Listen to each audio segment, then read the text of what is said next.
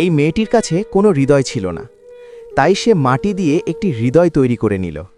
পরের মুহূর্তেই তার বানানো সেই মাটির হৃদয়টি একটি আসল লাল হৃদয়ে পরিণত হলো। মেয়েটি সঙ্গে সঙ্গে সেটি তুলে নিজের বুকের কাছে রাখল। সে প্রথমবারের মতো হাসল, কিন্তু হঠাৎ সেই লাল হৃদয়টি ভাঙতে শুরু করল। মেয়েটি খুব দুঃখিত হল এবং মেঝেতে পড়ে থাকা হৃদয়ের ভাঙা টুকরোগুলোর দিকে তাকিয়ে রইল।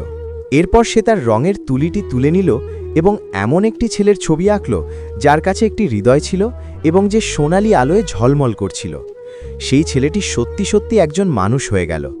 মেয়েটি এক মুহূর্তের জন্য ইতস্তত বোধ করল এবং তার হৃদয়টি নেওয়ার জন্য হাত বাড়াল, কিন্তু তখনই ছেলেটি হঠাৎ জেগে উঠল। ভয়ে মেয়েটি মাটিতে পড়ে গেল, কিন্তু ছেলেটি তাকে টেনে তুলল। তারা বন্ধু হয়ে গেল। তবে মেয়েটির উদ্দেশ্য ছিল অন্য কিছু।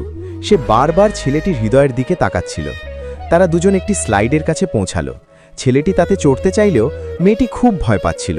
তার মনে হচ্ছিল ছেলেটি হয়তো তাকে দেখে হাসছে।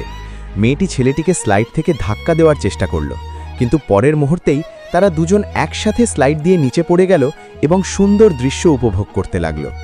অবশেষে তারা ভালো বন্ধু হয়ে উঠল। কিন্তু হঠাৎ বৃষ্টি শুরু হয়ে গেল।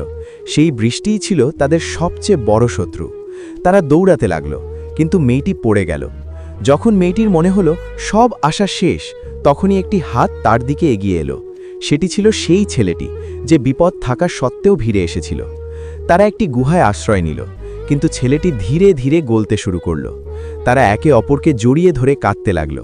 মেয়েটি যখন আবার চোখ মেলল, দেখল ছেলেটি গায়েব হয়ে গেছে, কিন্তু ছেলেটির সোনালি সেই হৃদয়টি এখন মেয়েটির কাছে ঝলমল করছে।